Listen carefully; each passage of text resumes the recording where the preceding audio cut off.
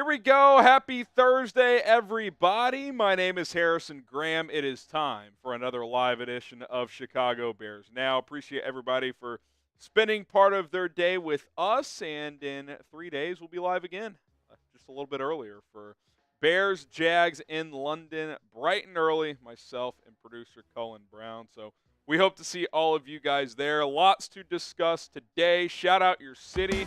Let us know where you guys are tuning in from, and we will get some shout-outs going in the chat. Cullen, you ready for an early alarm on Sunday morning?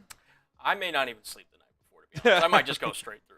No, man, listen. Just watch 18 hours of college football and then stay up all night? I mean, hey, why not? I mean, if the Oregon-Ohio State game lives up to the billing, I may not be able to sleep. But, no, listen, it's the Bears in London. It's going to be an interesting game. It's just, technically in a way a primetime game. So, very interested to see how the boys do. Yeah, it should be a lot of fun. DC Viper says prayers for Florida. Thoughts and prayers. I've got some friends down there. Didn't seem like it was as bad as it could have been, but still pretty bad. So anyone in the Florida area, I know we have some Florida subscribers. Our thoughts go out to you. Like Locked on Golf in Tampa, hopefully you're okay.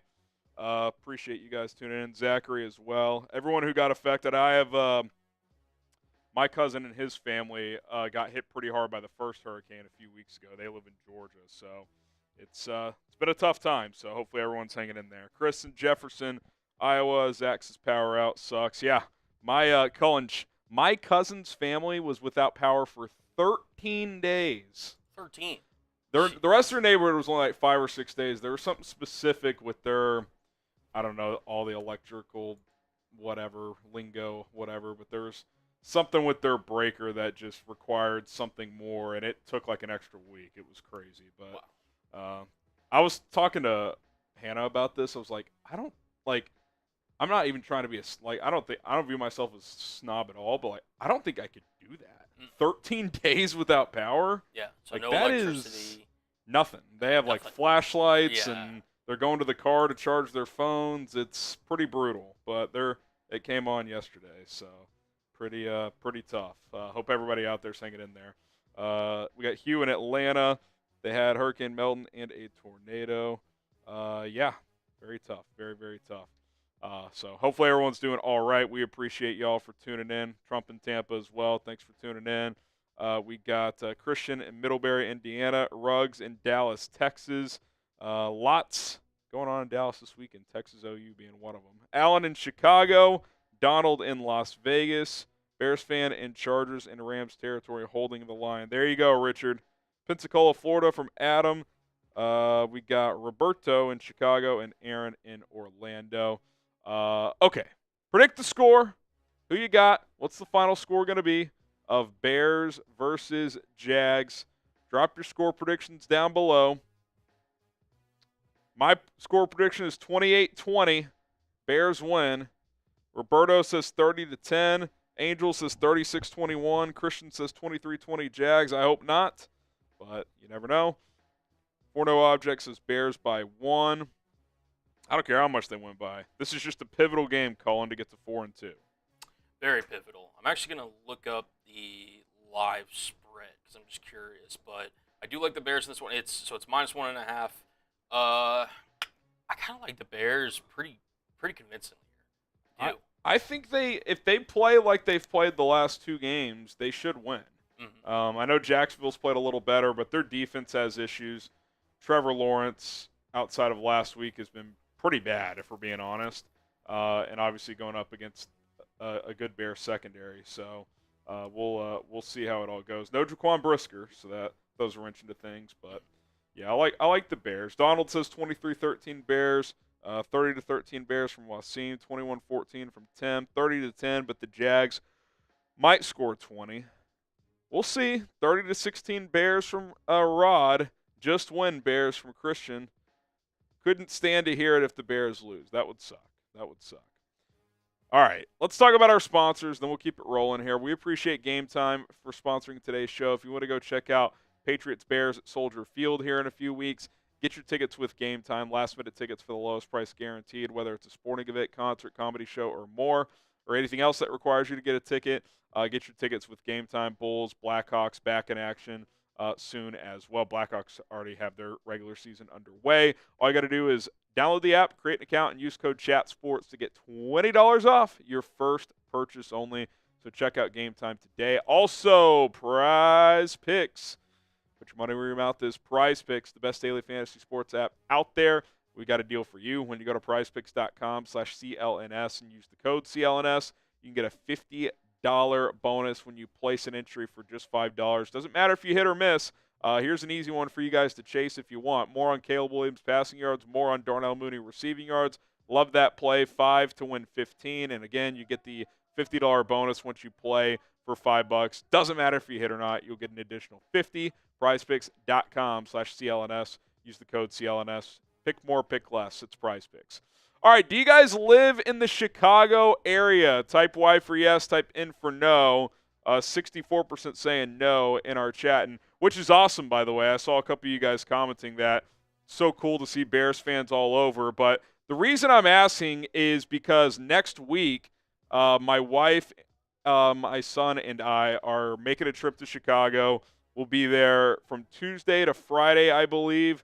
And I was going to see, potentially, I don't want to overpromise yet, we'll have something more in stone by Sunday's live show or Monday, if people would be down to meet up for Thursday Night Football. I don't even know what the game is next week. Let me check real quick. For Thursday night? Yeah, we've got Broncos Saints, so not the best game ever, but would be fun to meet up. So, Aaron, Chat Sports is based, our studios are all in Dallas, so do not live in the Chicago area, but been trying to get up there for a while. So now we're making a trip, and if people want to meet up Thursday night for a little Thursday Night Football, maybe Wrigleyville could be an option. Let me know. If you do, let me know if you could meet up next Thursday night for Thursday Night Football. Y for yes, N for no, you can't. Probably Wrigleyville, but maybe somewhere else. My son will be there, so it might just be me because I don't know if Wrigleyville spots are going to be 18-month-old friendly. So my wife may just have to hang back that night. But maybe we'll pick somewhere that's more kid-friendly. We'll see. But if people would want to meet up, it'd be fun. Sportsbooks at Wrigley could be an option. There's a couple of the casinos there, too. So that could be I know, Shay. We can't do Wrigleyville if PJ were to go. We'd have to go to probably more of like a restaurant type of setup, which might just be trickier. So we'll see. We'll look at some places and Chuck E. Cheese. Yes. Hey, they got TVs. Yeah, they do. I'll play some. You guys don't want to see me in skee ball. We'll make it happen. Have you been to a Chuck E. Cheese like fairly recently? No, I have not. Dude, so daughter's birthday, we went. They've like renovated. It's nice actually though? like nice. It's like Dave and Buster's. I would go that level, but like in terms of where Chuck E. Cheese used to be, it's a much improved product. Yeah. How's the pizza these days? Solid. Passable. I'm not gonna talk to Chicagoans and be like Chuck E. Cheese has amazing pizza. No, I know, but I mean like for what you're paying for. Yeah. Solid. Right. Yeah, can't complain. I don't know if it's like that in Chicago, but at least where we're at, it was solid. So I was shocked. All right, well, we'll try to throw something together. I know this is kind of last minute, but if I'd like to meet up with some of you guys, Thursday Night Football is kind of what I'm thinking. So stay tuned. We will try to make that happen.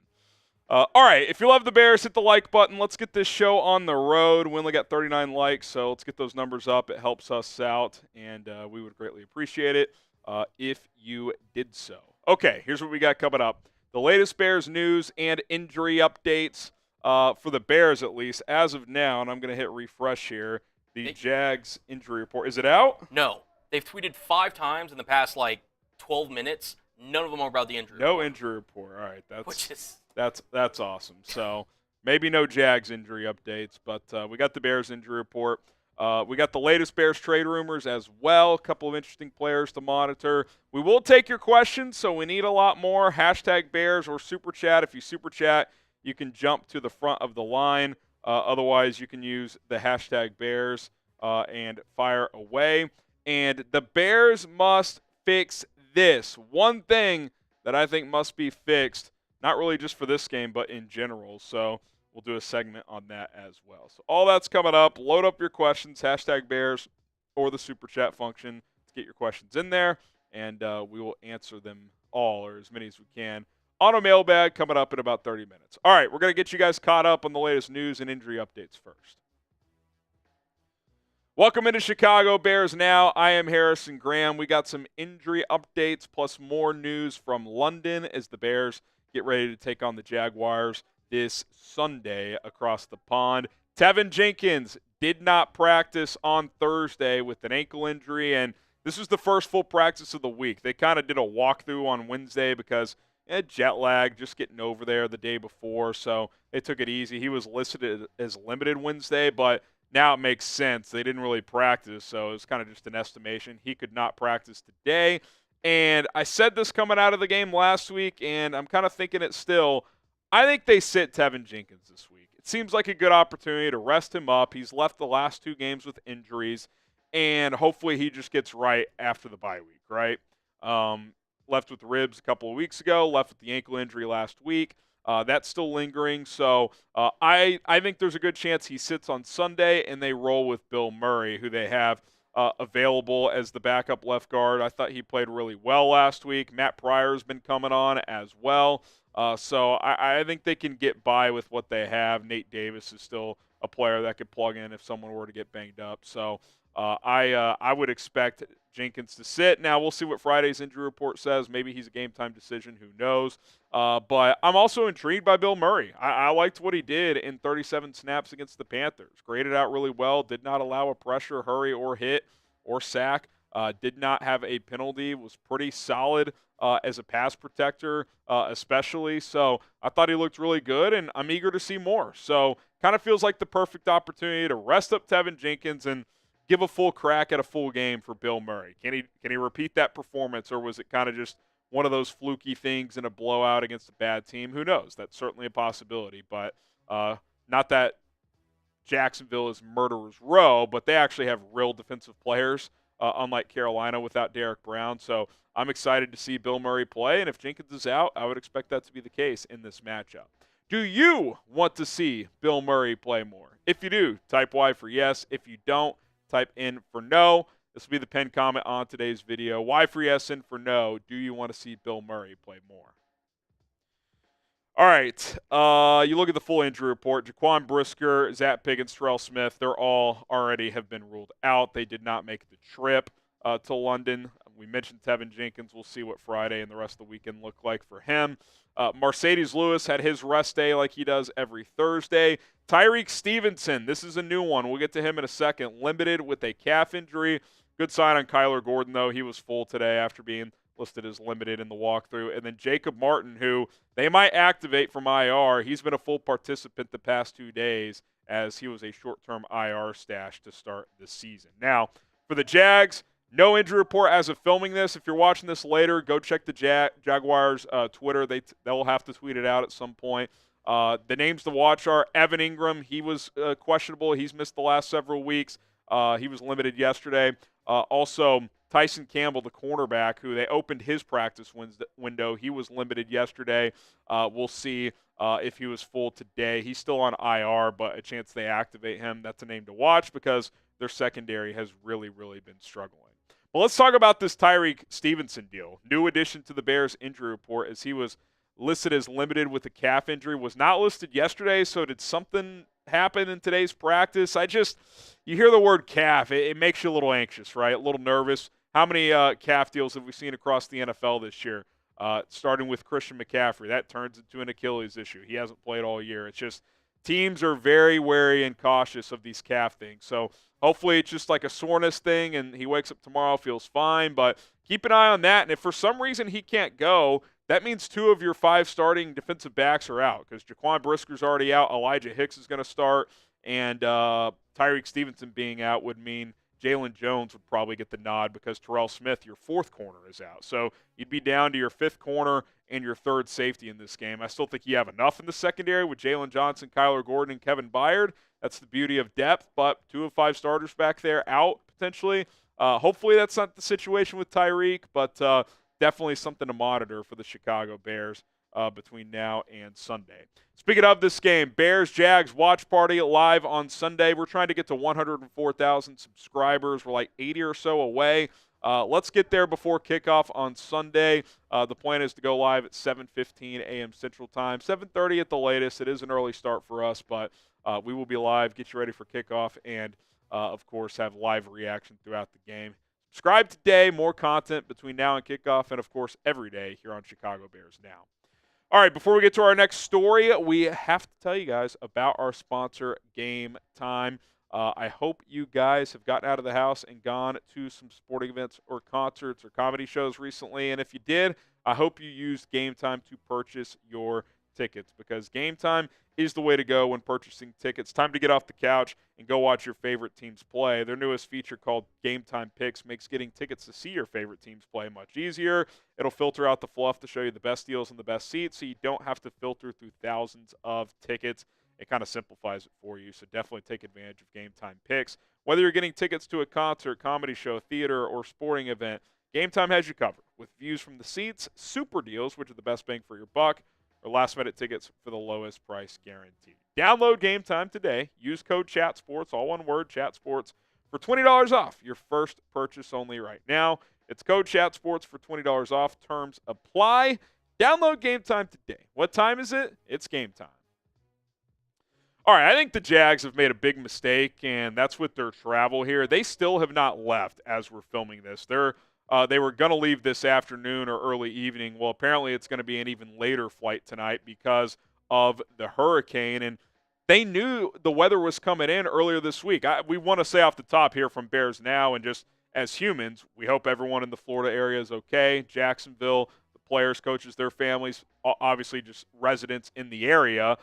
We hope everyone's okay, but they knew this was coming, and they still said Monday, Tuesday, yeah, the plan is to leave Thursday. It's like, why? The Bears did this really smart, and they left on Monday night, not because of any weather thing, but it's not easy to fly across the country, get used to 6 time zones over. Your bodies, these guys are so used to their routine, and getting over there early just gives you more time to kind of acclimate to everything, new country, new kind of sleeping patterns, all that stuff. And if you remember, when the Bears played the Raiders back in 2018 in London, they left, I think, on Thursday night, and they came out sluggish. They lost that game. They did not look like the team they were most of that season. And I do want to give credit to Jacob Infante here on Twitter. He said he talked to Charles Tillman today and said that, or talked about that Bears London game against the Bucs in 2011. He said they flew in Thursday, and he personally was exhausted on Sunday, is what he said. Obviously, Jacob echoes the sentiments about the hurricane and everything. That's most important, but that's almost even more reason to get out of Dodge early. So I just think that's a big mistake. Now, I get in Jacksonville's case, they're there for 2 weeks because they play there again next week. So the franchise is probably trying to reduce costs on hotels and all that stuff. But, you're an NFL franchise, man. You can afford 3 or 4 extra nights in a hotel for your players and staff, et cetera. So hopefully they're able to get out and fly out safely tonight. But I think from an on-field standpoint, just being there earlier is a big advantage for the Bears. So I think they did this smart. I think it was the right decision. And kudos to Ryan Poles, Matt Eberflus, and them for doing it differently than how they've done in the past. Who you got in this game on Sunday? CHI for the Bears, JAC for the Jags. If you want to drop a score prediction in there as well, you can certainly do so. Let us know in the comment section who you got winning this London affair. All right, let's kind of wrap a bow on this Tom Brady story. Bears chairman George McCaskey, who's out in London as well, met with the media today and was asked about their pursuit of Tom Brady, because remember a couple weeks ago he came out and said, yeah, the Bears were very stealthy in their approach in trying to sign me, and he said that he considered Chicago before going to Tampa. George said, well, that seems like ancient history at this point. I do remember we were interested in pursuing him. It didn't work out for us. It worked out great for Tampa. Yeah, I'd say so. I'd say it worked out well for him in Tampa. And instead, we got to experience the Trubisky-Foles back and forth throughout the offseason and throughout the season. It's just you'll always wonder how things could have been different had they landed Tom Brady. Does he win a Super Bowl in Chicago? I'm not sure. It's hard to say, but that defense was still good. Allen Robinson was at the peak of his powers. They could run the football pretty effectively. So I definitely think they would have been a much higher level contender, but we'll never know because it did not happen. All right, thanks to everybody for tuning in. Hit that subscribe button if you want more Chicago Bears coverage on a daily basis. We go live every Monday, Thursday, and game day. And this Sunday, it'll be bright and early with kickoff at 8:30 Central Time. We'll be live at least an hour before kickoff. So join us, and we will see you guys then. All right, John T., why is there a hyper anti-Bears bias in the media? Well, I would need a specific example, but I do think the Bears get dragged sometimes. Now, sometimes that's been justified. They haven't been very good in recent years, but it's fair to say, John, you'd have to point me to a specific example. I will say this. I can't remember if it was the 33rd team or someone else put out their top 32 quarterbacks through 5 weeks. Yep. How is Caleb Williams behind Anthony Richardson, who A, has missed the last 2 games, and B, has legitimately looked horrible? He's looked terrible. And 2, let me see if I can find Here, I got it. This list. There were a couple ones that stood out. So he's behind Justin Fields, Daniel Jones. Yeah, Fields too. I like Justin, but come on, man. Sam Darnold. Andy Dalton, who I like, he's played 2.5 games. Yep. Like, how is he behind him? Trevor Lawrence, which that's debatable. Yeah, he's played better than Jalen Hurts, overall. Which, Hurts hasn't been great this year. No. Again, very fluid list, kind of there for engagement. Look, I don't think he should be top 10 or anything, but fringe top 20. I think if he was 20th on this list, that would probably 21st. That would be Darnold at 22. He's played great. Well, how is he not higher? If you're basing it on how they're playing right now, that's which it seems like that's what they're doing. It just doesn't make sense. If you were to poll all 32 GMs, how is Carr 7? By the way, he had 2 good games and he's been terrible since. Fair point. If you polled all 32 GMs and said, hey, you get to pick which quarterback you want on your team for this Sunday, I guarantee you Caleb Williams is not the 24th pick. Yeah. No way. It's my opinion. I'm not saying he's the 8th. No. But 19th? 20th? Somewhere up there. I think so. Adam Downing, you guys are awesome. Thanks for the best Bears content. Appreciate it. What is it like making money talking ball? I bet it beats mowing grass.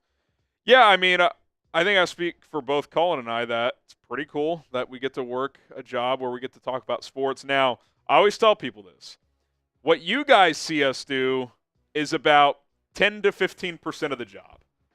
There's a lot of grinding out in the bullpen, getting these shows ready, doing behind-the-scenes things, not complaining, but, I tell people when we interview them, too, this is not me just standing in front of the camera, talking sports, throwing out takes, and going home. This is, if I'm at the office 9 hours a day, I'm maybe talking to the camera for an hour of that, hour and a half. Yeah. So now live days are a little bit different, but yeah, don't get me wrong, we love it, it's awesome, but it's not like we just.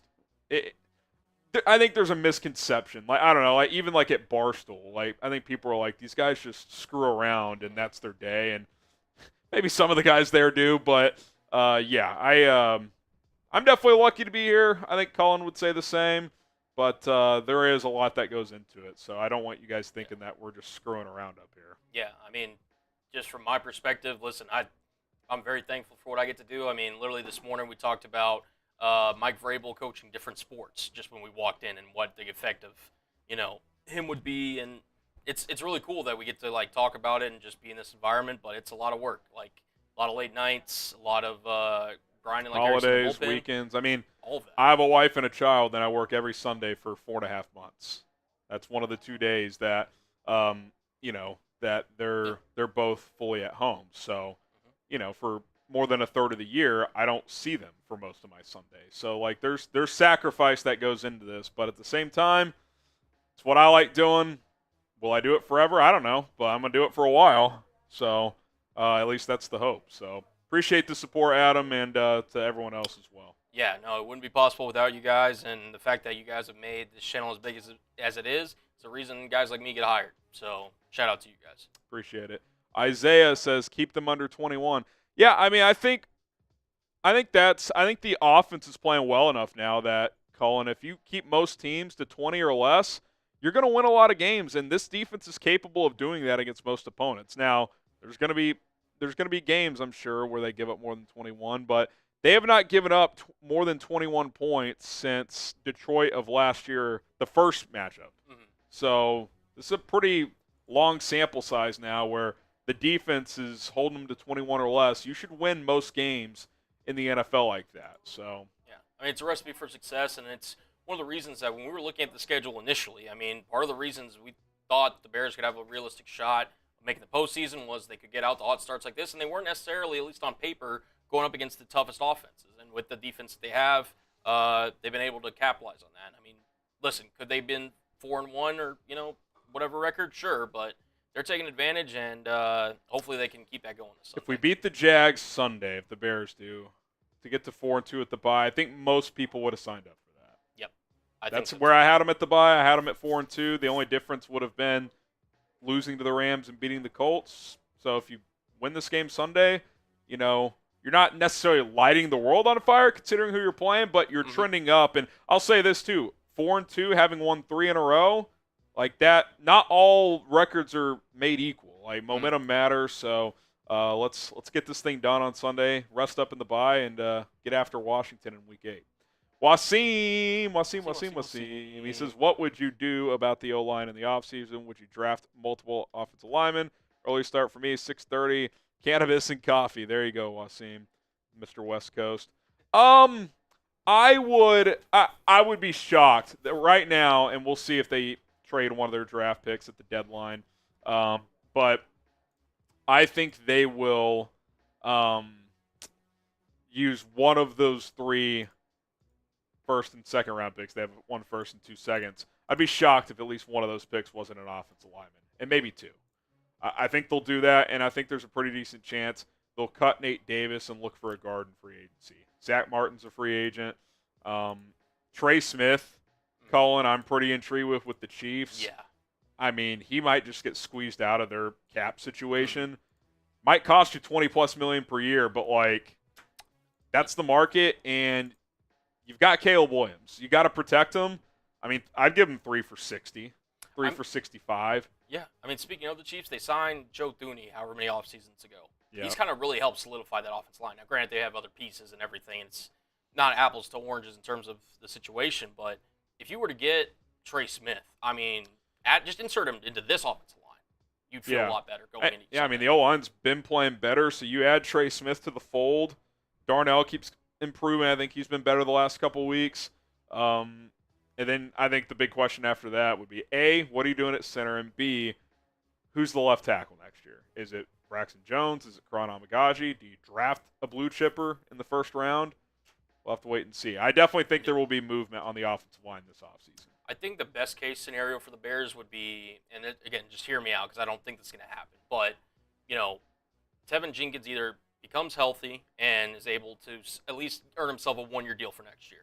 Ryan Bates comes back, he solidifies the center spot, which, again, he may not even get initially, but if he can, potentially maneuver that, and Matt Pryor keeps playing the way he's playing. Get him on a cheap deal. Maybe, and that's something that maybe not all 3 of those happen, but if 2 of the 3 can, put you in a better position. And remember, too, you're going to almost certainly cut Nate Davis, which saves you almost $10 million.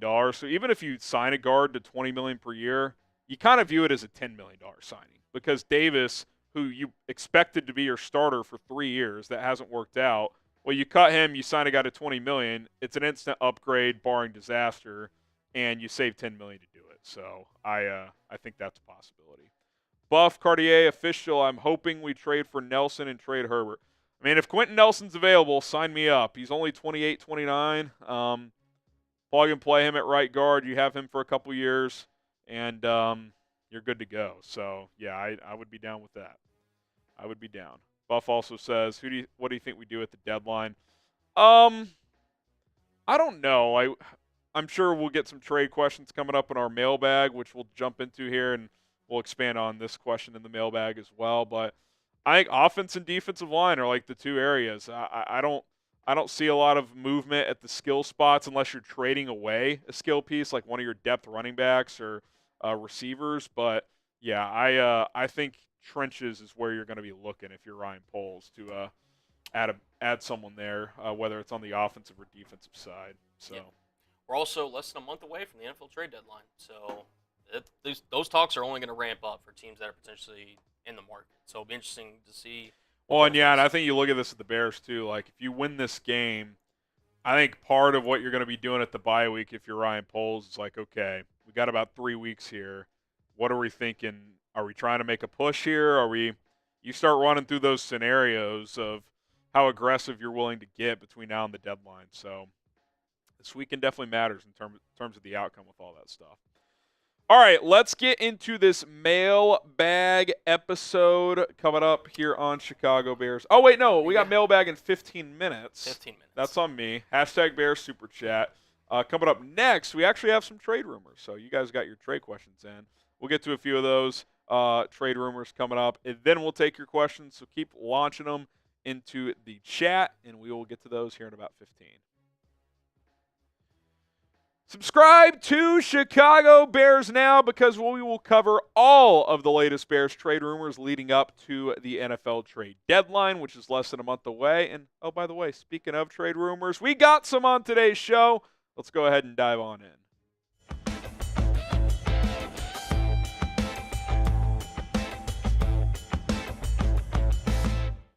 My name is Harrison Graham. You are watching Chicago Bears Now, and we are going to dive in to the latest trade rumors as the trade deadline is looming on November 5th. Nothing else important going on that day, just the NFL trade deadline, of course. The real ones know. Okay, trade rumors. Braden Smith. So CBS Sports listed one trade target for all 32 teams. They named the Colts right tackle Braden Smith as the Bears trade target. Obviously, the Bears right tackle currently is Darnell Wright. So if you were to go this route, something would have to give. You would have to either move Wright, move Smith to a different position where he's only played right tackle exclusively in his career. I think he has like 60 snaps at right guard. I think he could play guard, but that has not been the position he has played. And that's why I have to question, does this actually make sense? Because he's a right tackle. He's been in the league since 2018. 99% of his snaps are at right tackle. So can you play him at left tackle? Would he be an upgrade over Braxton Jones over there? Would you play him at guard? Could you kick Darnell Wright inside? I mean, something would have to give here if you're going to go this route with Braden Smith. Now, you compare the two players this year, just PFF-wise. Obviously, I haven't watched every Colts game, so I can't factor in the eye test there. Darnell Wright's actually graded out a little bit better. Now, they've been very similar, but I think it's fair to say with Darnell Wright in year 2 and Braden Smith in his 7th season, Wright's arrow is pointing up, and Smith's is probably flatlined a little bit. He's had better seasons than this year. I think he's a more established player. He's been a steady right tackle for several years now, but if you ask me for the next 5 years, next 3 years even, who's the better player going to be, I would say Darnell Wright. Now, that doesn't mean you can't get Braden Smith again. Coaches always talk about get your best 5 out there. So you can play guys at a different position, but do I want to move Darnell Wright from right tackle a year and a half into his career? Probably not, unless you're getting some kind of blue chip right tackle, which Braden Smith isn't that. He's a good player, but he's not special. So the way I see it, these would be the only potential options. One, you move Braden Smith to left tackle, you kick Jones inside, or he's your swing tackle, whatever the case may be. 2, you kick Darnell Wright inside. A lot of people think he could be a good guard. I think he could be a good guard. But you drafted him in the top 10 to be a tackle. Do you want to kick him inside now? Now, if you told me he'd be an all-pro level guard, sure, kick him inside. You need guys in there as well. But I think he's growing as a right tackle, so I'm not like actively looking to change that. Or the other option is play Smith inside. You play him at guard. Now, again, are you trading for a guy to play him at a position he's never really played that much? That seems a little bit risky. So I just don't know if this is that realistic of a target. I think the name makes sense because the Colts could look to shed some salary. He's not an old player, but he's approaching 30, so that could make some sense on their part. Now, if you told me Quentin Nelson was available, I'd be pretty intrigued with that. Plug and play at guard and play at a high level, but I'm not sure Braden Smith is the proper option for Chicago at this point in time. You make the call. What is the bigger need on the Bears' offensive line? Is it tackle or is it one of the interior spots like guard or center? Let us know in the comment section down below. Tackle or guard or center. All right, Keenan Allen. Is the trade buzz real?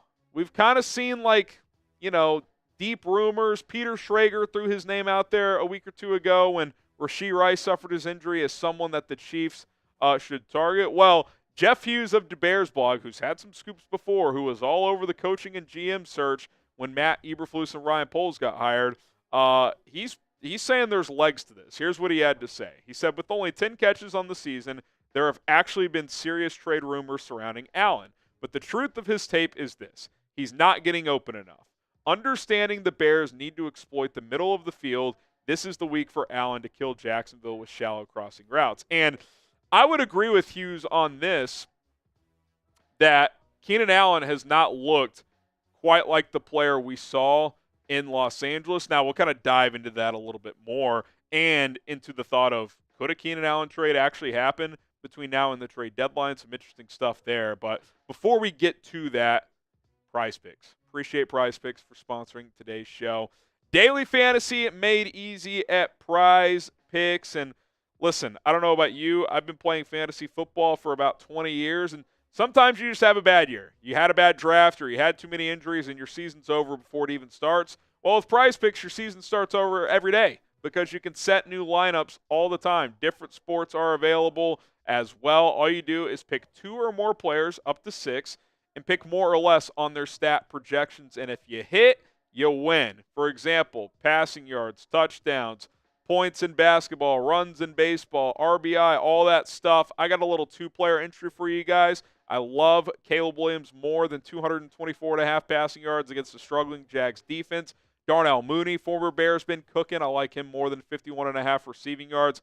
And by the way, if you sign up at prizepicks.com/CLNS and use the code CLNS, you get a $50 bonus when you just play for $5. So if you want to chase me on this entry, sign up today, create an account, use the code CLNS, and fire off an entry like that. Play for $5. Doesn't matter if you win or lose. Boom! You're going to get a $50 bonus. So check that out today. It's prizepicks.com/CLNS. Code CLNS is in the comments and description of this video. You take a look at the season Keenan Allen has had. Obviously, he has only played in 3 games. He's been gimpy in some of those. He's been dealing with a nagging heel injury. And it just, it's one of those deals where a couple things. One, I think the heel issue is problematic. As they mentioned plantar fascia at the time. That doesn't just go away. He's clearly healthy enough to play.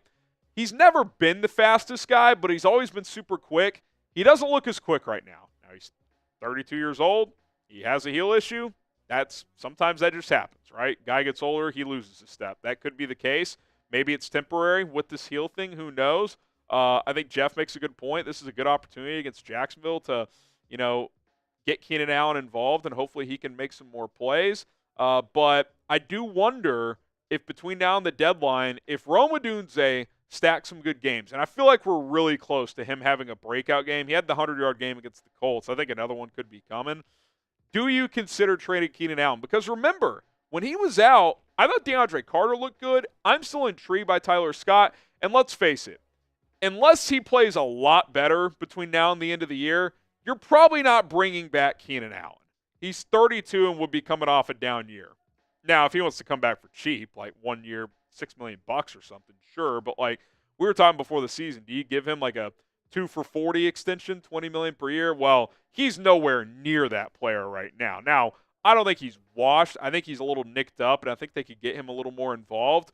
But keep an eye on this. If the offense is performing and he's not playing a major role, could you flip him for a starting caliber guard? Could you get the 4th-round pick back that you traded him for? And maybe by then he's already played his role in helping your young quarterback develop, which is the main reason you got him in the first place. So I'm keeping an eye on this. Right now, would I trade him? No. I think this would be a last-minute call at the deadline, depending on what the offers are.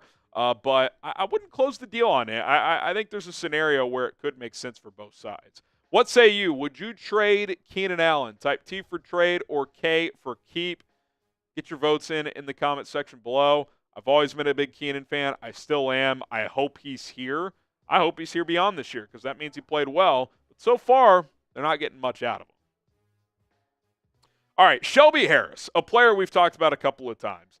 The Browns are trending down. They're 1-4.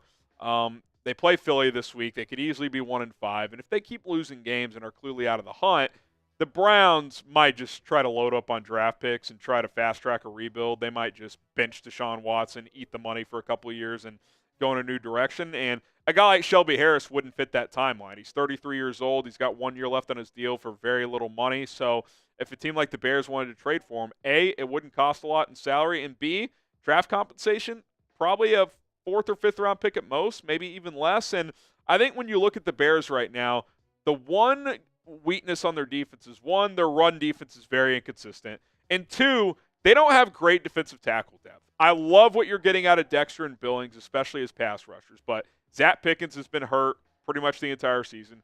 Chris Williams, he's just a guy. He's nothing special. And that's kind of what you have. You have Byron Cowart, who you activated from the practice squad recently. He's just a deep rotation guy. Bears need more help on their defensive tackle position. They just do. They need that third reliable guy, and I think Shelby Harris would absolutely be able to provide that. I mean, he's grading out well this year per PFF, clearly above average. His run defense has been solid. Hasn't provided much as a pass rusher, but you don't need him to. He'd be your third defensive tackle that rotates in and is mostly a run stopper at this point in his career.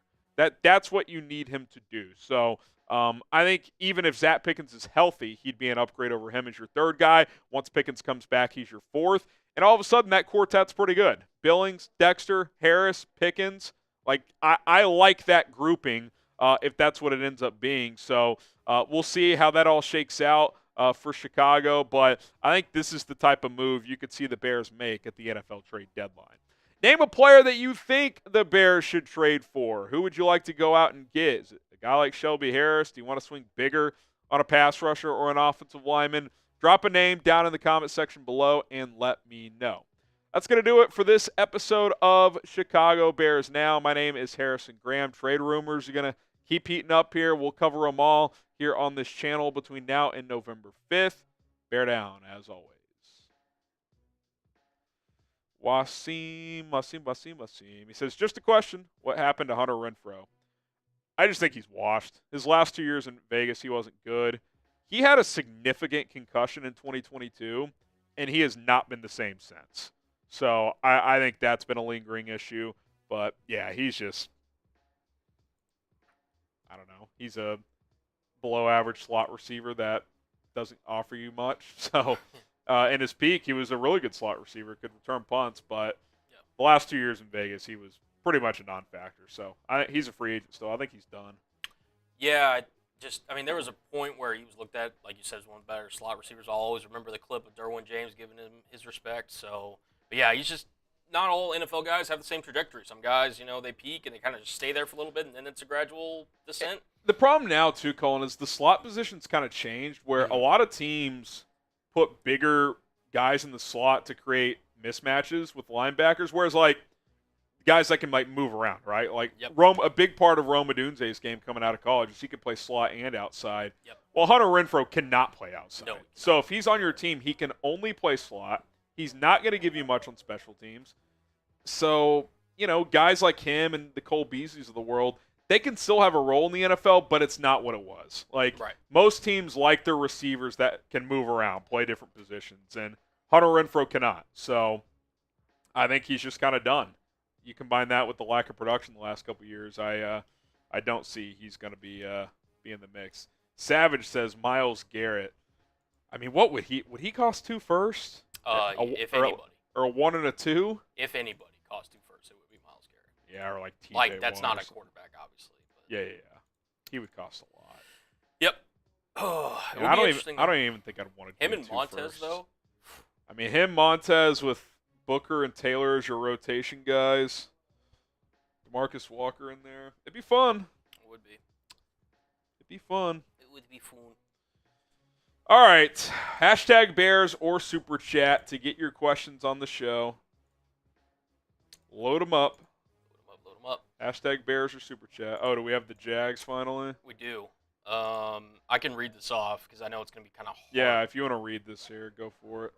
All right, so the Jags injury report, Daniel Thomas, their safety, with a hamstring injury, was limited. Gabe Davis was limited with a knee. Evan Ingram was limited with a hamstring. Yasir Abdullah was limited with a neck injury. Devin Lloyd limited with a knee. Darnell, these guys are all limited, by the way. I think it's the same list. Is it 8 guys? Darnell Savage, quadricep. I mean, maybe. What about is Tyson Campbell limited again? Yep, but it does have the date of Thursday, 10/10. So Yeah. this is confirmed. Well, no, I'm just saying that. Oh, it's the same list. No status change. Yes. Is what it looks like. Yeah, so they're all limited again. So here's this if y'all want to look at it. Yeah. Screenshot it if you want. There you go. Yep. Yeah, same one. We'll keep an eye on Friday. Although with them flying late tonight, I mean, are they even probably a very light walkthrough tomorrow? So maybe they do a workout on Saturday. Maybe. I think that's a big mistake flying out late in the week like that. But yeah, I mean, well, no time to adjust. I mean, considering they're a franchise that made their, quarterback walk all the way to the cart. I mean, during Monday Night Football when he had a significant knee injury. I mean, I think it may have been. They don't have a great track record. No, they don't have a great track record. Adam Downing, appreciate the super chat. Says, is there any trade value on Blasingame? No. There's only like 6 or 7 teams that even carry a fullback. So, I still think once Bates, it might even happen this weekend with Jacob Martin. Like, if they activate him, Blasingame might be the guy that's getting cut. So, might be. Yeah, I don't know. He's been a healthy scratch the last 2 weeks. I'm not sure why that would change. They've been playing well the last 2 weeks. Clearly, they don't need him. And I like Carr. He's been a good player for this team the last couple years. But Shane Waldron hasn't felt the need to add him. And I did not think he would make this team out of camp. Not because he's not good enough, but because Waldron has not deployed a fullback in his offenses. They use fullback personnel, like formations, but they just put tight ends there. That's why I thought they would carry Brendan Bates instead, and I still think that was a minor mistake. I don't think it's some massive loss, but I would have kept him. So, all right, appreciate all the questions. A lot have flown in on the hashtag Bears front. Let's try to get some of those worked in, Cullen, because we know not everybody can donate. But obviously, if you new super chats, we'll float those in there as well. Trade questions about the game, whatever. We got you covered. Hashtag Bears super chat. Get your questions answered here on Chicago Bears Now. All right, let's get into your mailbag questions. First up on our Bears Now mailbag, I'm Harrison Graham. Trade Bayless. He's got an agenda. Would you rather trade one of our second-round picks for a proven offensive lineman or use that pick to draft a lineman? It's a good question. I think for a second-round pick, you got to be talking about a high-level player like Quentin Nelson, although Indianapolis may want a first. Do you get Zacch Martin before he hits free agency? Kind of like Montez Sweat last year. That way you don't have to bid with teams in free agency, potentially worry about a potential franchise tag. Martin's a little older, so a 2 might be a little rich for him. But, yeah, I mean, I think if the right player was available and he was young enough and controllable enough contract-wise, I would consider it. But I also think this might be a year where Poles doesn't spend a high pick because he may want to just draft a lineman or 2. So, we'll see. It's a very, very good question. And you guys predict it for me. Will the Bears trade one of their second-round picks before the trade deadline? He's traded a second-round pick in each of the past 2 years. Type Y for yes, he will, or type N for no, he won't. Tim Griffin, can the Bears go into the first division game with a winning record and almost injury-free? I mean, the injury thing, I would literally just be guessing. I mean, I don't know. It's week 6, first division game's week 11.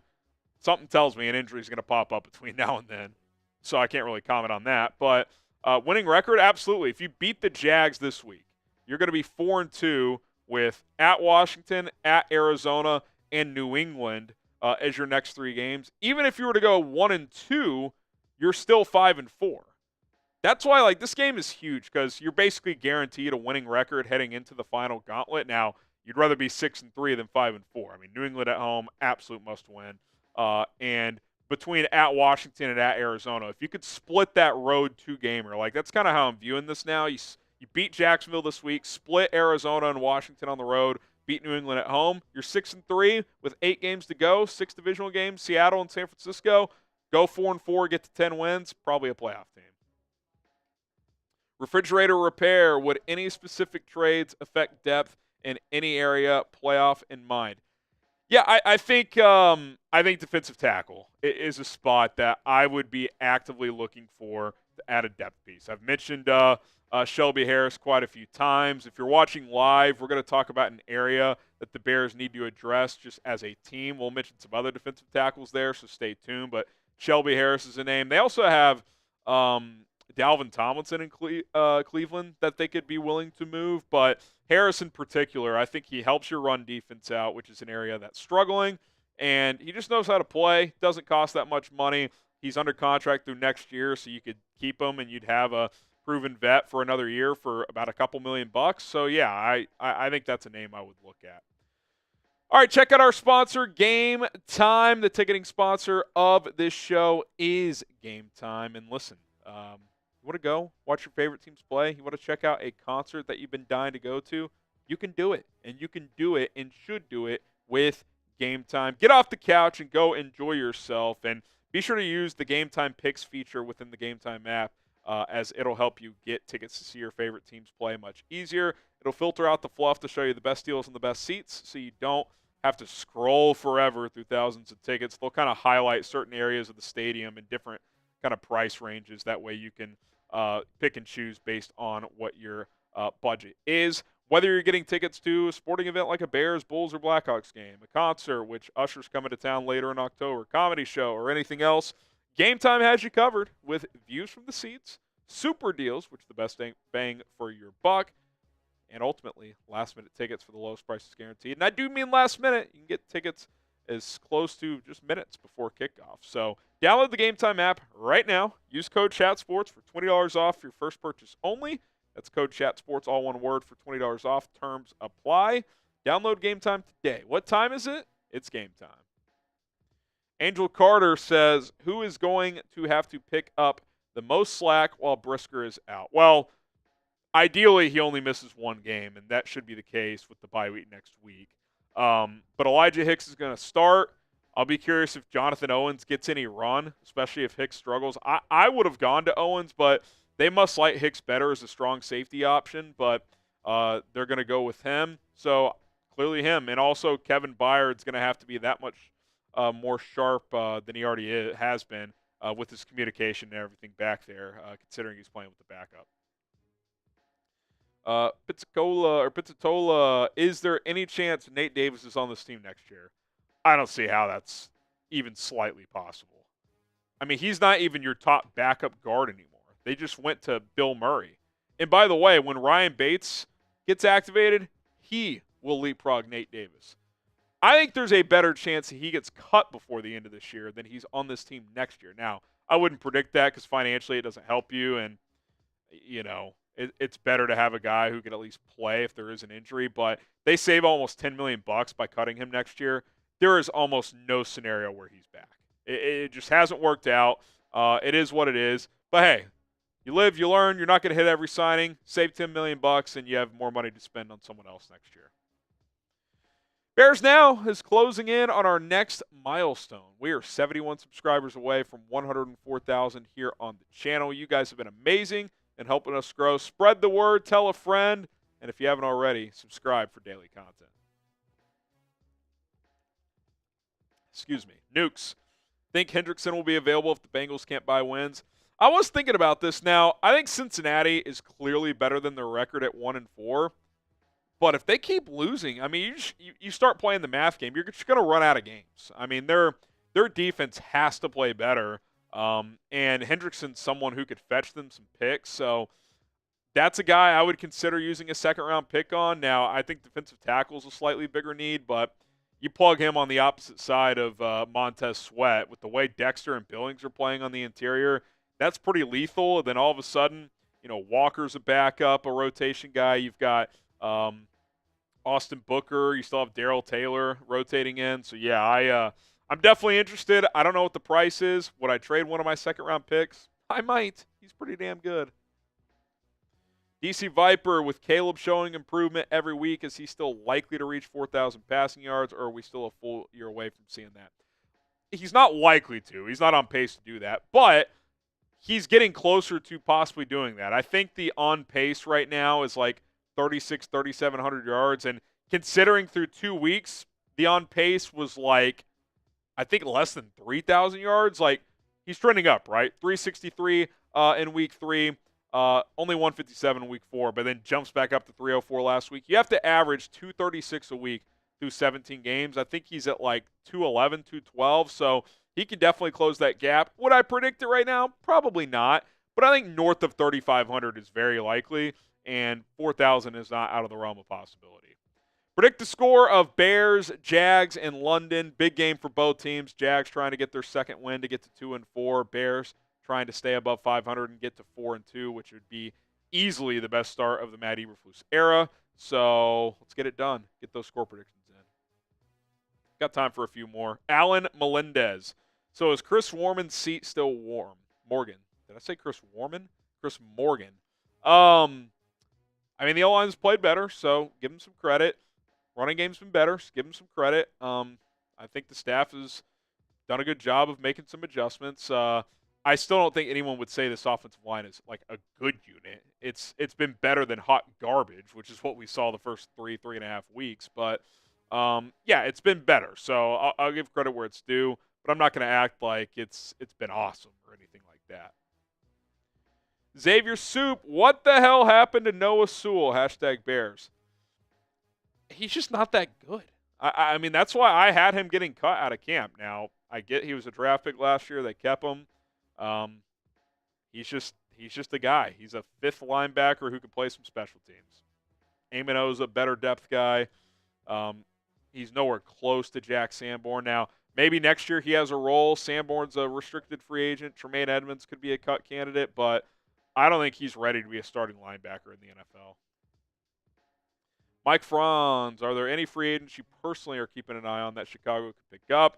Doesn't have to be anybody you already mentioned.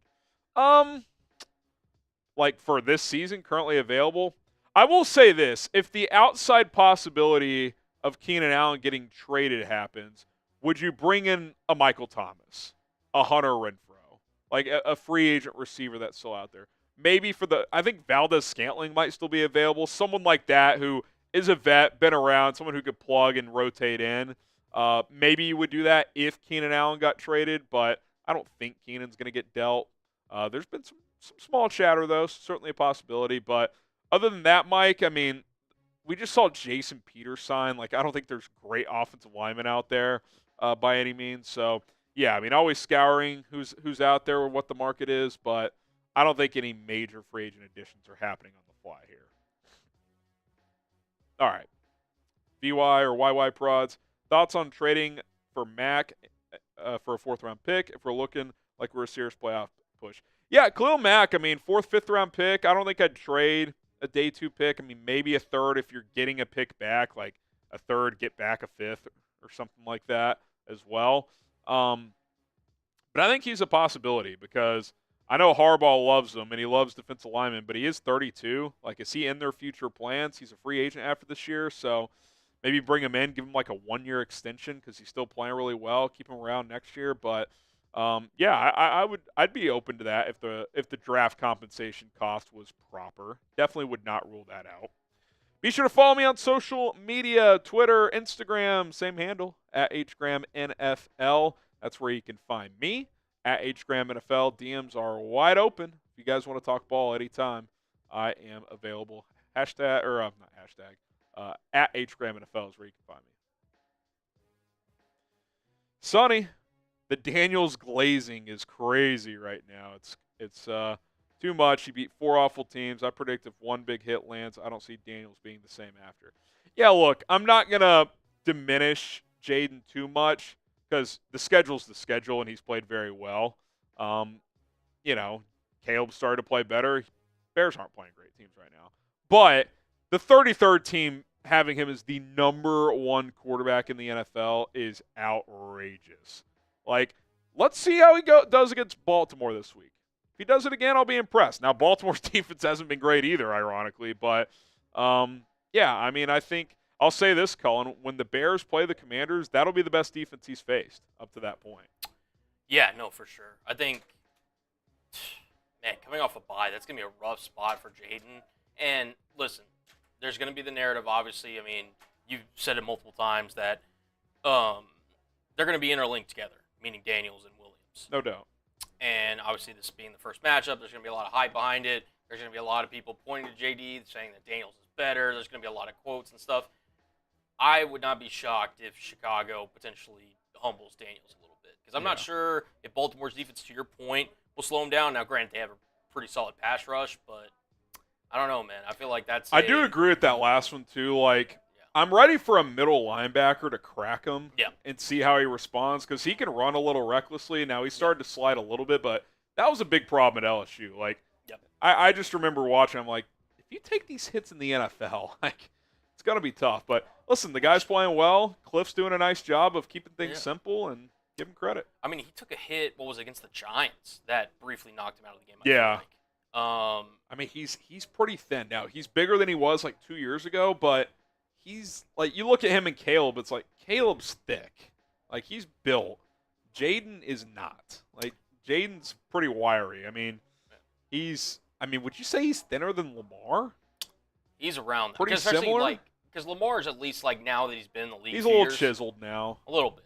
And, listen, if Jaden Daniels is scrambling around against Chicago and Jaquan Brisker's in the same area, it's not going to end well. I mean, if you told me Jaden Daniels was playing at a $190, I'd believe you. I would too. I don't know what he's playing at, but let me look. I'm curious. But he bulked up for LSU's pro day, I think, but I bet he's listed at 205. Yeah, I would imagine too. 205 is probably a solid guess. They list him at. I bet he's playing under 200 pounds. 210. I think he's under 200. Yeah, I don't believe 210 at all. But hey, both guys are playing well right now. That's going to be a fun game in a couple weeks. Let's get to 4-2 and make that game matter even more. But that's going to be it's a shame that game won't get flexed to prime time because it's Cowboys 49ers Sunday night. There's just no way they flex that out. But that will be the game of the noon window. That 100%. Is a guarantee. Dylan V, does Rome's production scare you considering Marvin Harrison, Malik Neighbors, Brian Thomas Jr.? Well, Marvin Harrison, let me double check.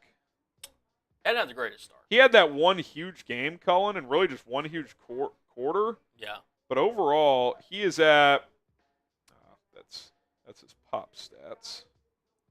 Let's see. Yeah. He's got 17 catches for 279 and 4 touchdowns. I think it's solid in 5 weeks. Rome Odunze.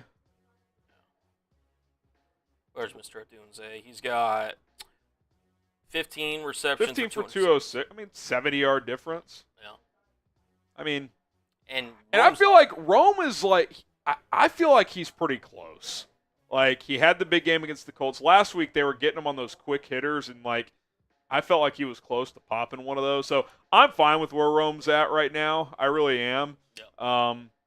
And Brian Thomas is like, he's kind of just emerged as their best guy because without Calvin Ridley, that receiving core is not great. So Gabe Davis battling injuries too. Also, all three of those guys are the clear, I would argue, number one target on their team, respectfully, to Trey McBride. Rome is 2 at best, but right now the Bears kind of feel like DJ's the one, and then it's just like by committee. Exactly. That's kind of how it feels like. It's Komet.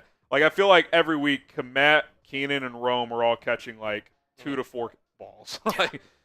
So, and that's fine. Spread it out. Yeah. Spread it out. So, I think it's more of a testament that this receiving class is pretty damn good. Neighbors is a special talent.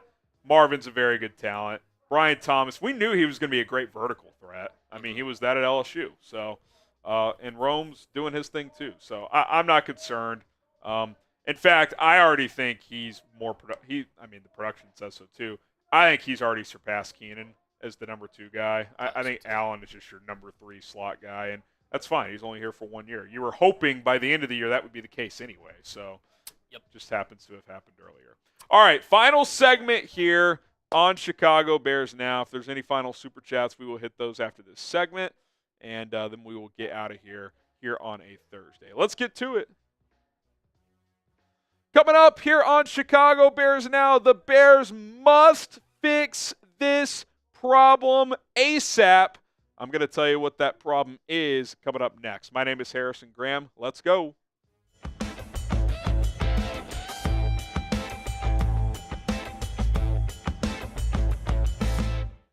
The Chicago Bears have one pretty big weakness that they must improve on. And yes, the offensive line is a weakness, but that's not the one we're talking about here. The one glaring weakness based on expectation right now is actually the run defense. We've got numbers to back it up. If you just watch the games, every week you feel like they're getting gashed on the ground, and the answer is that's been the case for the most part outside of the Texans in week 2. We're going to show you the numbers, react, and then try to figure out how they can solve those issues. But positive vibes only for the most part right now. Bears are 3-2, good chance to get to 4-2. If you want the run defense to improve, hit that like button right now. Let's get 1,000+ likes on today's show. Helps us out and brings the positive vibes among Bears fans. Let's go. All right, let's get into some of the numbers here. So, number 18 overall in run defense, not bad, right? Like, it's not like they suck defending the run, but considering the players you have, especially the linebackers, T.J. Edwards, Tremaine Edmonds, Jaquan Brisker, who's great in run support, this should be better. You should not be 18th in run defense. You've given up 100+ rushing yards in 4 out of 5 games. Like, that's just not good enough based on the personnel that you have on your defensive front 7. So obviously the defensive tackle position on paper isn't like unbelievable, but you feel like Billings and Dexter have played pretty well overall. You should not be giving up this much on the ground, but through 5 games, they've been gashed 4 times. Next one up. You're 23rd in the NFL in yards per carry allowed at 4.8. Think about that. Every time the opponent runs, he's halfway to a first down. Like, I think one thing that stood out to me, especially in this last game, is why did Dave Canales get away from Chuba Hubbard? I mean, he was averaging 7.5 yards per carry. I know he ripped one for 38, but his other runs were still effective as well. You take that one out there, I still think he was over 4.5 yards. Pollard averaged over 5 yards per carry. Even against Houston, when you shut down Joe Mixon, when he got hurt, Cam Akers came in, had 7 carries for 32 yards, 4.6 average. Jonathan Taylor on 23 carries, averaged almost 5 yards per carry in a game where they were scared to let Anthony Richardson throw in the second half. He still ran all over the Bears. Kyron Williams, almost 5 yards per carry. We mentioned Chuba Hubbard. Don't know what Canales is doing, not running him more, 7.5 yards per tote. It's been a problem all year.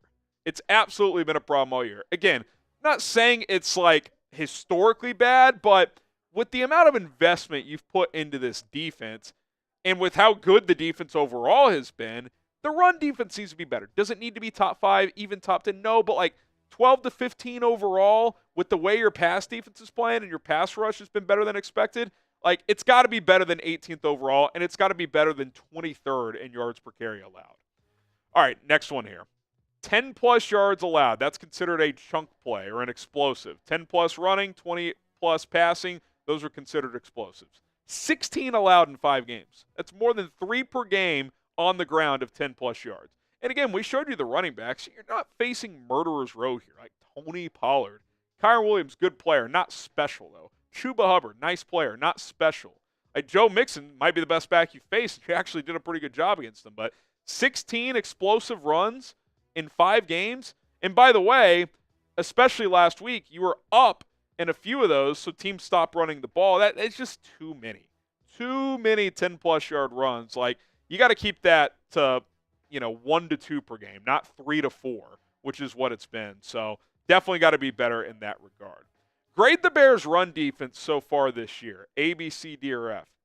I mean, D? D+, C- at the best. Like, it has not been, considering what you have, that great of a part of this defense, which is unfortunate because the defense as a whole has been very good. But I think the run defense is the difference in this being a top 10 versus a top 5 defense overall, because the secondary has been the best in football through 5 weeks. The pass rush has actually been better than expected. I'd say it's been above average. But the run defense has been below average. And if you can get that just into the above average category, I mean, you're going to be cooking with gas with how tough it is to throw on this defense. Coming up next here on Chicago Bears Now, how do the Bears fix this? How do they address this issue? Do they need to make a trade? Do they have the pieces? Is it a schematic fix for Matt Eberflus? We'll kind of dive into that and look at some more numbers that point to the root of the problem. But first, we got to tell you about today's sponsor. That is Prize Picks. The best daily fantasy sports app in North America is Prize Picks, where you can turn 4 correct picks into 100 times your entry. So what do I mean by that? You could turn $10 into 1,000 with certain entries right now. So get started, create an account. It takes less than 90 seconds. Go to prizepicks.com/CLNS. Use the code CLNS to get a $50 bonus once you play for $5 initially. All you got to do is put $5 into your account, place a $5 entry, and you are good to go. And if you want to chase me this week, go ahead. Caleb Williams, loved the more than on his passing yards against the Jags, 224.5. They just gave up 360 to Joe Flacco. Darnell Mooney, more than 51.5 receiving yards. He's been cooking recently for the Falcons as well. 5 to win 15. And again, even if you don't hit here, get both right, you are still going to get that $50 bonus sent straight to your account. So get started today at prizepicks.com/CLNS. Use the code CLNS. Different sports available. Football, basketball is almost back. Baseball is ongoing, and a whole lot more.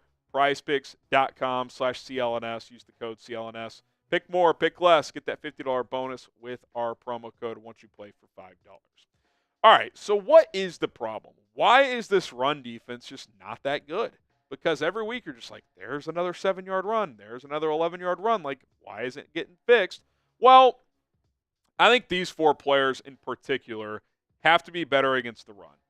And I'm not ripping any of these guys because they've all been good players, but Andrew Billings, weirdly enough, has been more impactful as a pass rusher this year. Now, that's been a nice positive that he's added that to his game, but I think it's diminished his run defense a little bit.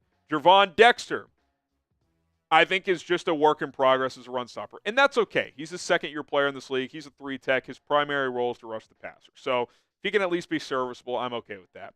I think more so it's the next 2 guys. TJ Edwards, especially, who was special last year, has just been good this year overall, hasn't been special. And Tremaine Edmonds has been fine since they've signed him, good in coverage, but he has not been a good run defender in a season and change with the Bears. Based on what they paid him, $18 million per year, you have not gotten proper return on your investment. TJ Edwards, you have. He's making $6 million per year, and he's playing better than Edmonds. But, yeah, I think those linebackers got to shoot the gaps better. And you got to get more production out of your defensive tackles against the run. I don't expect Dexter to be great there, but a little better. And Billings has got to get back to being a more impactful run stuffer like he has throughout his career. Again, I'm not bitching too much because he's been a nice weapon as a pass rusher and one of your more consistent players, but let's get a little more production out of the run. And, again, it's not that these players have been bad. It's just they've been better in pass defense situations, which there's value in that. Like, you'd rather give up 5-6-yard runs, play between the 20s, force field goals, get takeaways. You don't want to give up the chunks in the pass game, but you can still get a little more emphasis against the run, tighten that up a little bit, and you're going to be sitting pretty. And then also, you got to add this too. Your backup defensive tackles are just giving you nothing. Chris Williams, who they did the late-round pick swap right before roster cutdown day, he's just a guy. Byron Cowart, he was on the practice squad for a reason. He's fine. He can play snaps for you, but if you expect him to be impactful, that is not really going to be the case, which is why I would trade for a defensive tackle before the deadline. You're not going to do anything at linebacker. You've spent your money there. You've got Sanborn as well. Like, you're just rolling with what you got, and you just need to get more out of those guys. But I think there's a move to be had at the defensive tackle position. We'll take a look at 5 guys here in just a second that I'm keeping an eye on. Subscribe to the channel. We bring you the latest Bears news, rumors, my hard-hitting analysis, opinions, reaction to the games as well, but as we go live every single game day. So subscribe, join the movement here on Chicago Bears Now. All right, 5 players with their PFF run grade, by the way, that I'm keeping an eye on. Shelby Harris, a guy we've talked about a few times. He's with Cleveland. He's 33 years old, knows how to play. I think he's like a perfect number 3 defensive tackle. You don't need him to start over Andrew Billings or Gervon Dexter, but he can give you more production than Chris Williams and even Zacch Pickens, who hasn't been healthy. Once he comes back, he could be your 4th guy. Shelby Harris is number 1. Number 2, Dalvin Tomlinson, also with the Browns. I think he's a little more better as a pass rusher, but I still think would be an upgrade as a run defender. He could eat up some blocks, play some 1-tech for you, and spell Andrew Billings from time to time. Poona Ford, historically a really good run stopper. He's with the Chargers now, playing pretty well this year. He was with Seattle for a long time. I don't know if the Bears have viewed him as a scheme fit in the past. He's played more so in 3-4s throughout his career, but as a guy who just rotates in and can play both 1 and 3 tech, I wouldn't mind it at all. B.J. Hill with the Bengals. Keep an eye on Cincinnati. If they keep losing games, they might sell off pieces, get some draft picks, and retool for next year. He's playing pretty well this year. And then Roy Robertson Harris, who is not having a great year, but has been with the Bears in the past. Obviously, in a 3-4 scheme, it would be different this time around, but he's familiar with the organization. Wouldn't cost you much at all. He's been rumored to be connected to trade rumors. You're going to see him up close this Sunday in London, so he could be another guy that you could consider bringing into the fold. So what say you?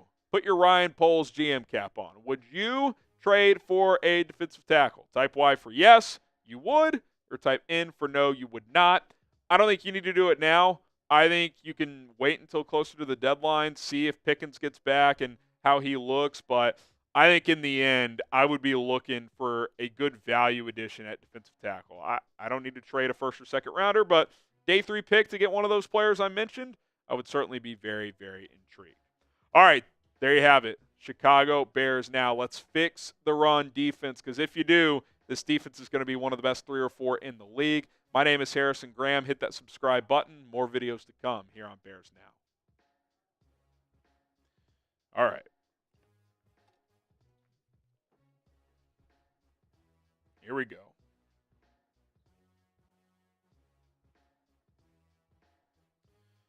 Oh, man. Got DeJounte's super chat. We'll get that on screen in a moment. Ron says yes. DC Viper says no. Savage says no. None of them are worth a 7th. You don't think Shelby Harris or Dalvin Tomlinson or really any of the – you don't think B.J. Hill's worth a 7th round pick? Petey says no. I feel like Javon has been better than expected, but he's still a work in progress as a run stopper. I just want someone who can rotate in. I'm not asking for a starter.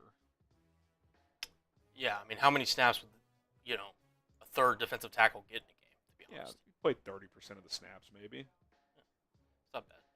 Here's DeJounte. DeJounte. Not to bring negative energy, but if we do move on from Flus and if the Browns scapegoat Stefanski, thoughts on hiring him? I have had this thought because I think Stefanski's pretty good. He wouldn't be at the top of my list, DeJounte, but he would be on my list for sure. I mean, he won Coach of the Year last year. As soon as Watson was out of the lineup, that offense started to cook. Like, I think he's pretty good. 1, 2, 3, 4, 5 starting QBs last year. Yeah, made the playoffs. Won 11 games in the NFL. Now, I think he was on board with the Watson maneuver. And to be fair, I would never have done it because I think there were just way too many off-the-field concerns I wouldn't be comfortable with for the face of my franchise. It's one thing if it's a non-quarterback that but he's the face of the franchise. I thought there was way too many red flags there. But to be fair, the guy was a hell of a player in Houston. Like, there's a reason teams wanted him. So you can't really put that part solely on Stefanski. Like, the guy just sucks. Like, I mean, no one saw that coming. Now, maybe people thought he'd be worse because too much drama and he hadn't played for a year and a half, but no one saw him essentially becoming the worst starting quarterback in the NFL. Like, no one would have said that at the time. Yeah. No matter how much you hated the guy. It's just the fact that, I mean, you literally signed the worst player in the NFL, worst starting QB in the NFL, to $230 million guaranteed. All of it. You're screwed. And that's why, like, I could see, honestly, they might just scapegoat him and Barry. If Stefanski hit the market, man, I think he'd be a head coach immediately. I think so, I really do. I'm not sitting here acting like he's Sean McVay, but, like, I'd put him a tier below that. Like, I think among the coaches that have not had a deep playoff run, he's at or near the top of the list. It would be tough for me to name 10 head coaching. I mean, he's right now, how many playoff appearances with the Browns? It's the Browns. Yeah. I mean, his offense comes from that same tree. Yeah. I think he's really good. I mean, just to give you an idea, he's 38-34 as the Browns head coach. Yep. Over 5 seasons. He's had 2 11-win seasons. Yep. His worst season was 7-10 2 years ago, and that was when Jacoby Brissett had to start 13 games because Watson was suspended. Yep. And then Watson was – and by the way, Jacoby looked pretty good under Stefanski. Now he looks like he can't complete a pass. Yep.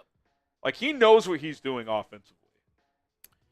Just You want to just run the exercise of just going through the teams real quick? Yeah. Let's just do it. real quick, and then we'll get out of here. Yeah. Sean McDermott. I'd probably take McDermott over him just because he's proven more. But I'd think about it. Yeah. Offense versus defense. Jets, they are just fire solid, clearly. I'd take him over Mike McDaniel in Miami, so that's 2. Patriots, clearly take him. That's 3. Oh, you're saying guys you wouldn't. Okay, so 1, McDermott. We only have 1 so far that you would not replace your current coach with Stefanski. Baltimore, that would be 2. You're not replacing John Harbaugh with Stefanski, so that's 2. Tomlin, I'd still take Tomlin. He's already in Cleveland, so that doesn't apply. Zach Taylor?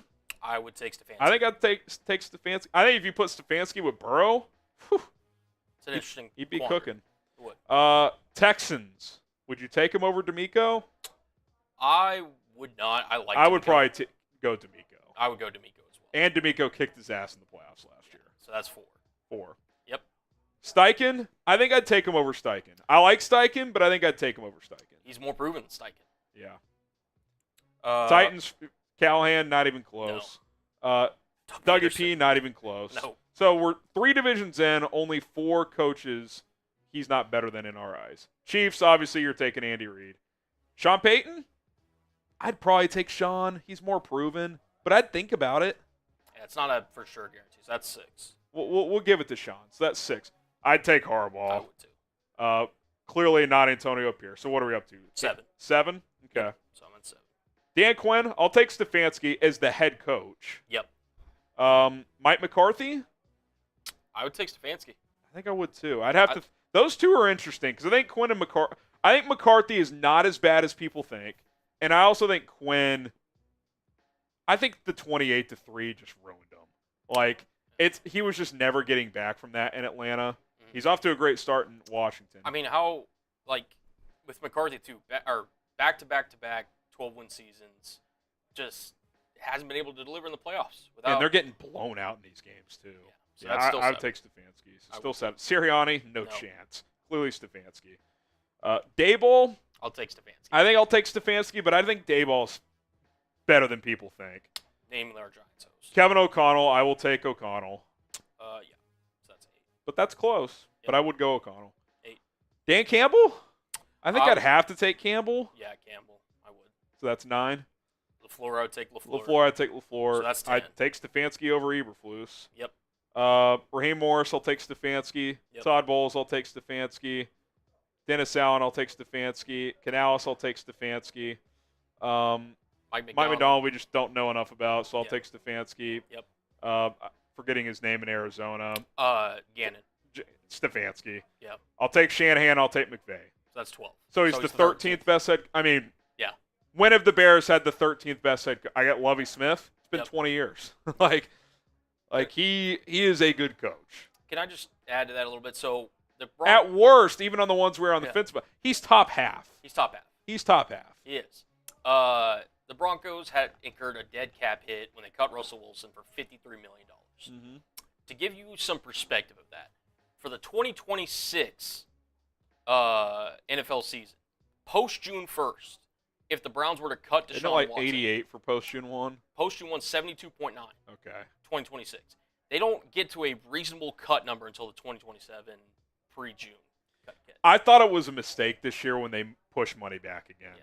If it's post June 1st, I would not have done it this year. I get they wanted flexibility because they were in on Ayuk and everything, but I had to see Deshaun play first because he was just so bad last year. Mm-hmm. And I think they're feeling that mistake because that essentially pushed it back a whole nother year. Yep. I get it. And they've already added 2 void years on it. And even then, pre-June 1st of 2026, it's nearly $100 million. Yeah, I mean, they're in big trouble, man. They are. Like, if you're Stefanski, you're not going to quit. But, if you were told right now, hey, you're going to get fired, you're going to get your buyout money, and you'll be a head coach somewhere else, you'd probably be doing jumping jacks. I mean, seriously, it's just he's stuck. Yes. What a disaster. All right. Thank you guys so much for hanging out. Someone says Raiders. Oh, he's clearly better than Antonio Pierce. Clearly. He's better than Nick Sirianni. I don't care what Sirianni's record is. I would take Stefanski tomorrow. Like, he calls the plays. He knows how to run the what does Sirianni do? I don't know. He chest bumps C.J. Gardner-Johnson. He mean mugs the camera. He's flipping off Chiefs fans. Come on, man. I'm not with it. All right. Sympathies to Browns fans. Yeah, that sucks. That Could be really worse. does. Like, you'd think it's bad to be a Bears fan. It is nowhere close to being a Browns fan. Not only right now, but historically. Yep. All right. Good stuff, Colin. Thanks to everybody for tuning in. Bright and early on Sunday. We'll have content between now and then on the channel, so be sure to check that out. Bear down. Let's go.